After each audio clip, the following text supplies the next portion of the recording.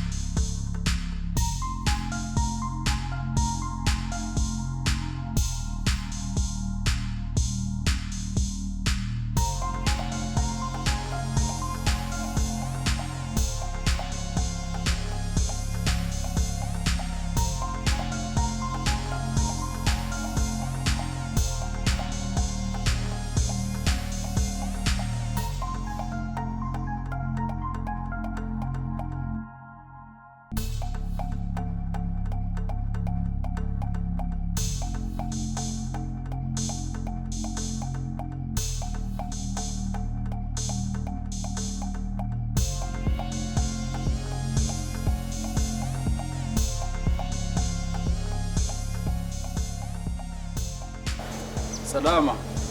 Salama Musa. Baza hano mu gatembo. Ko bari bandangiye kuharinze kodeshwa. Habariho mu ndangire cyaha ntago ariho mu gatenga kabisa. Banza aho hantu uri mu mbaza ni kure. Hano wewe. Cyaha. Yebo mu motari kabisa. Yewe sawa reka ndebe mu motari agezeyo ntabwo.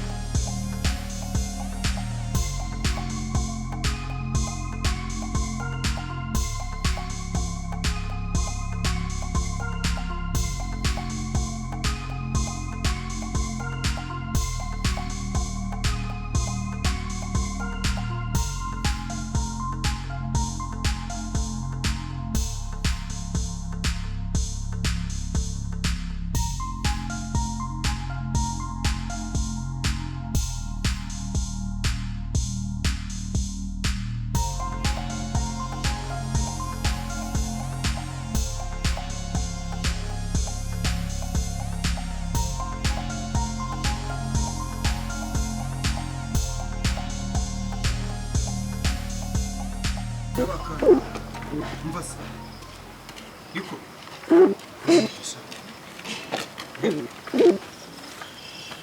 Sinjya mvugana n'abantu bari gushaka amazu.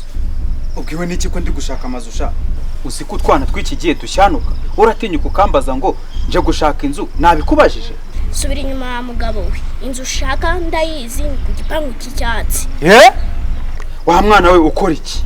Si inzu ushaka? Yego. Ni inzu nziza nuko yinjiramo ntuzigere uyisohoka, mugenda uyigereho, nuhagera urayibwira. Sinzigera nyisohokamo, ariko ibi nabyo bikomeje kunca. Siwe umuntu wese duhuye ndabona bikomeje kuba amayobera.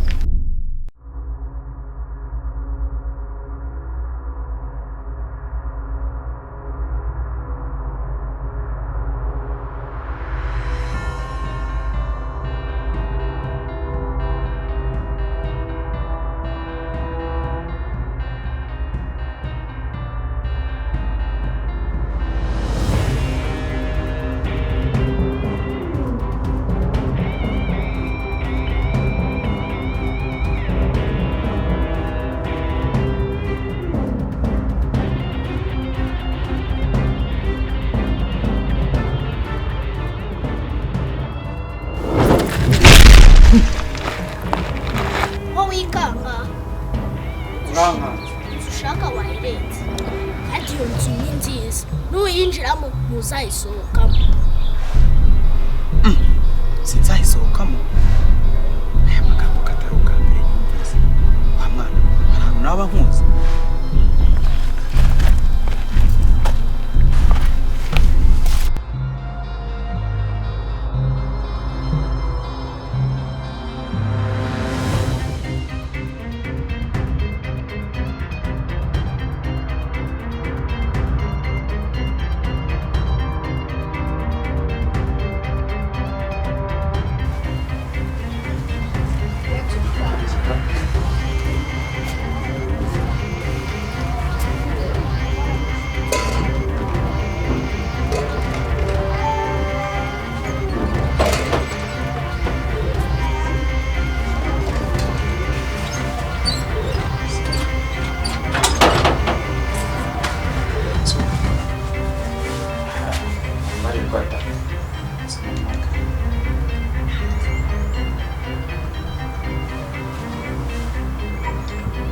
Alo. Meze bitese? Yewe sha hano hari inzu ndangiye, ariko ndabona nta muntu hari rwose. Aha niba haba abantu simbizi. Yego sha, yego rwose. Bibaye byiza se ubu waje ukahandeba koko, sibyo byaba ari byiza?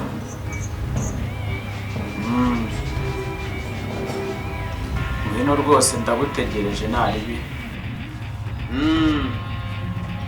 Uretse gato, uretse ndabona hari abantu baje. Bite patro, inzu wayishimye se? Ni 20 gusa. Inzu nziza nuyinjiramo ntuzayisohokamo. Yinjiramo sinzayisohokamo?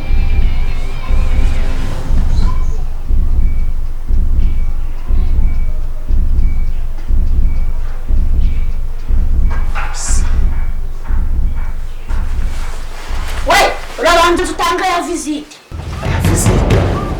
Ya visite nyine si 500 ugomba gutanga.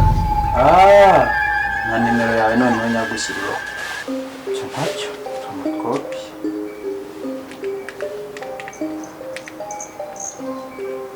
Kiramo nimero yawe hano. Akira. Okay. Urareba kuri telefone yawe nayashyizeho.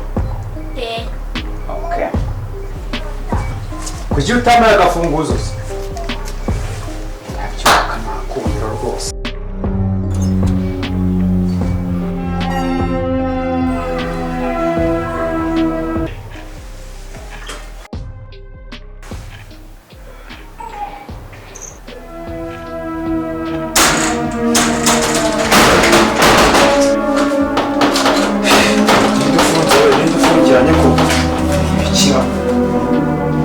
Kuko ni ibintu. Suko. Ibintu bikoze.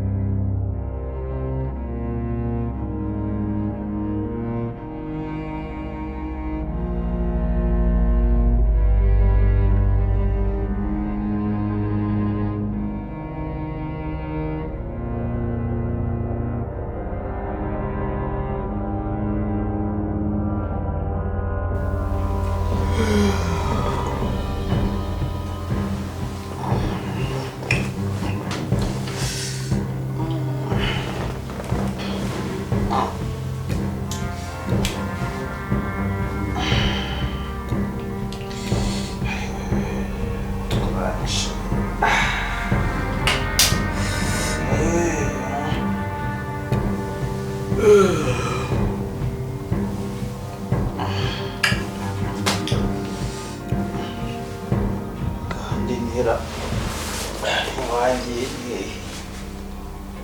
kubona neza kuranyishe afite inzara amagara cyahe ndabona atari iwanjye pe ariko ibyo ntacyo bivuze bitewe n'inzara mfite reka banze njye gushaka icyo kurya pe ngo ndumva shonje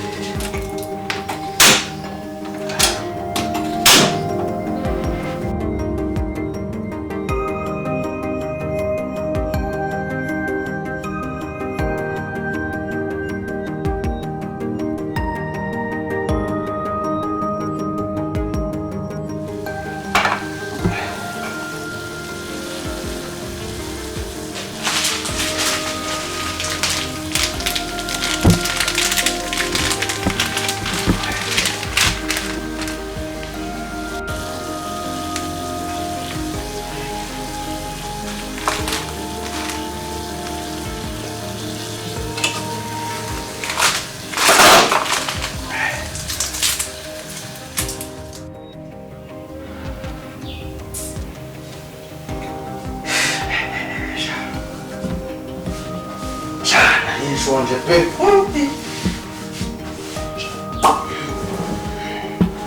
Mana urakoze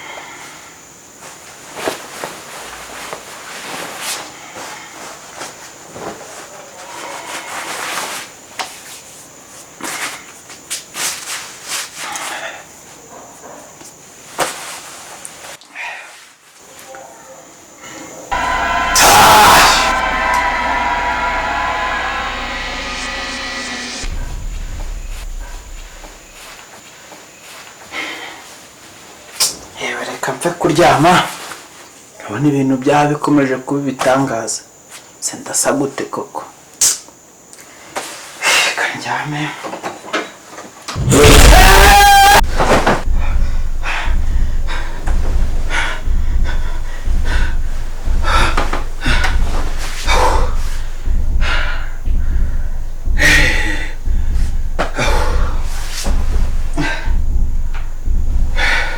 bikomeje kumbaho n'ibikira bikomeje kumbaho ndabona ari ibitangaza gusa nta gahomamunwa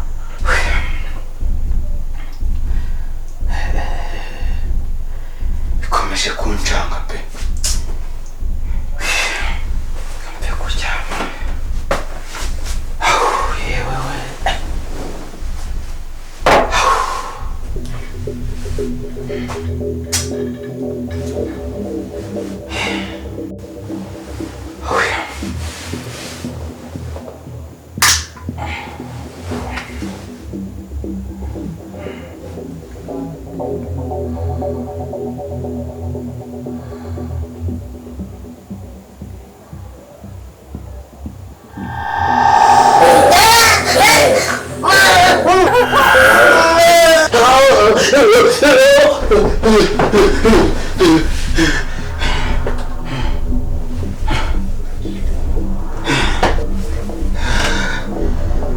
mbega inzozi mbi we koko izi nzozi ni bwoko ki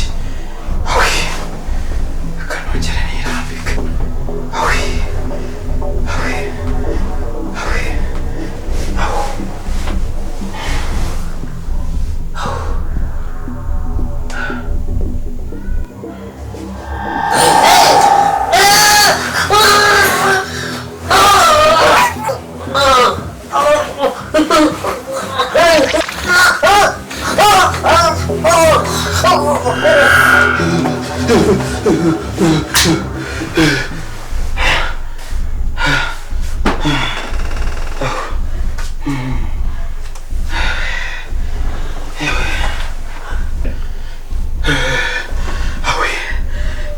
Mana we ibintu biri kumbaho noneho ni ibiki koko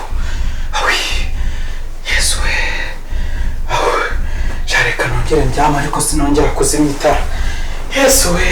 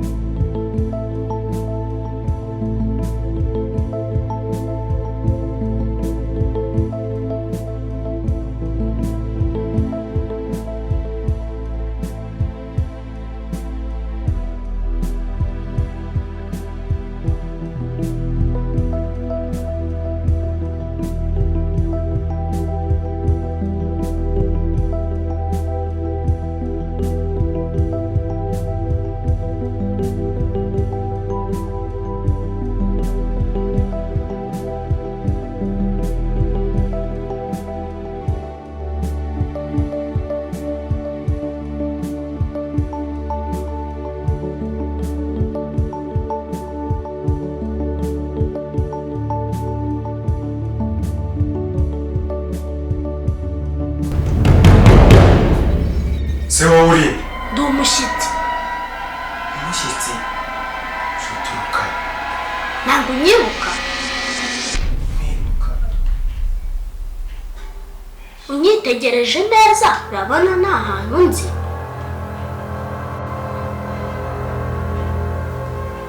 Subira inyuma wa mugabo we. Inzu ushaka ndayizi ni ku gipangu cy'icyatsi.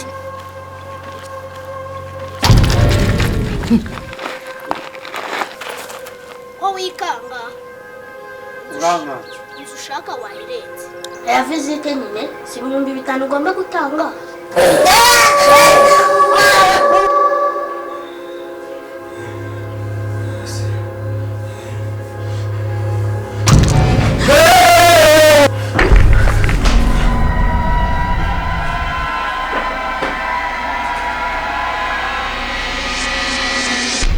Tuze tuganire.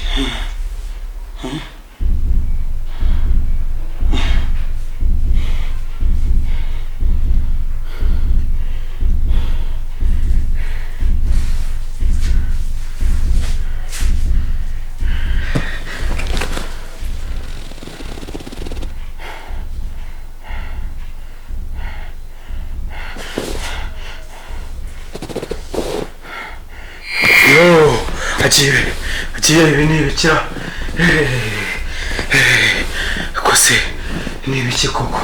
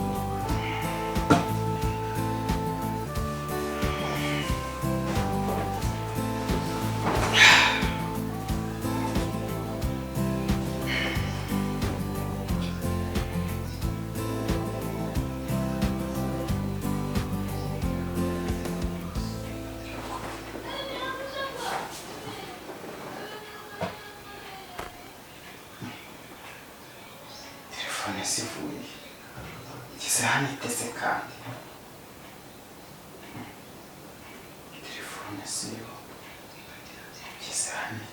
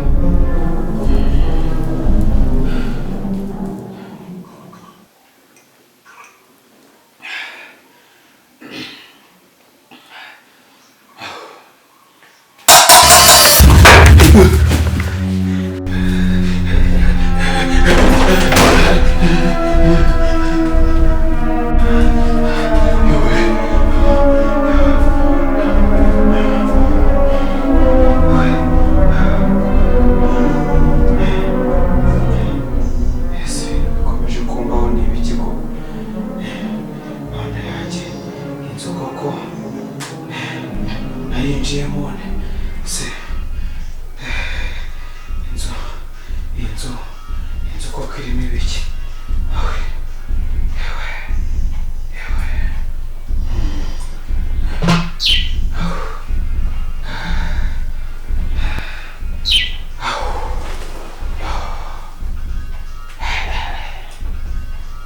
inzozi z'uko zakagenze n'akaruhuko byakagenze.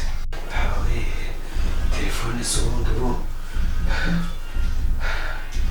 telefone nayo si iyanjye, sinzi nyirayo.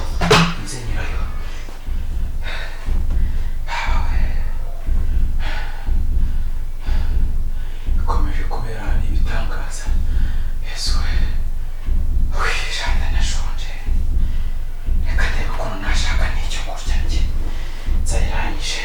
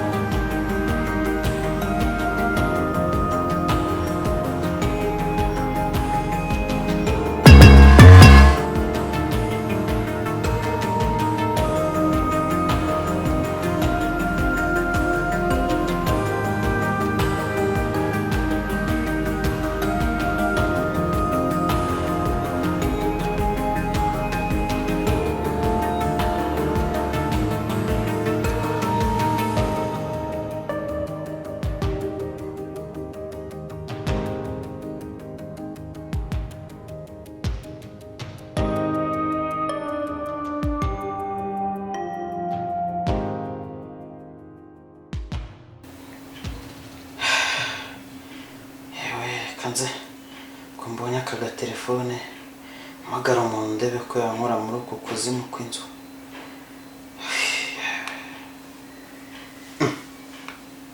Kwitaka se ntukagira Imana, noneho ndabigenza gute?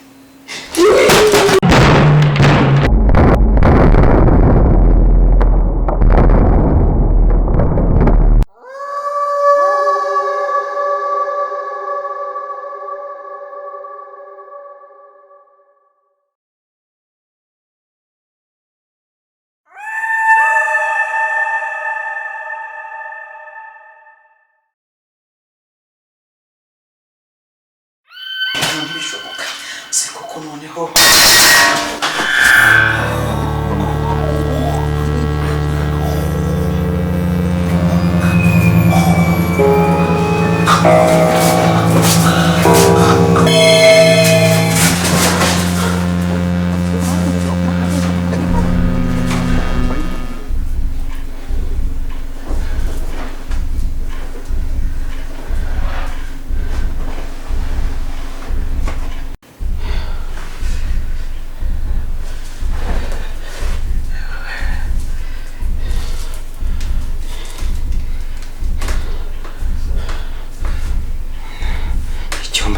ibintu birimo koko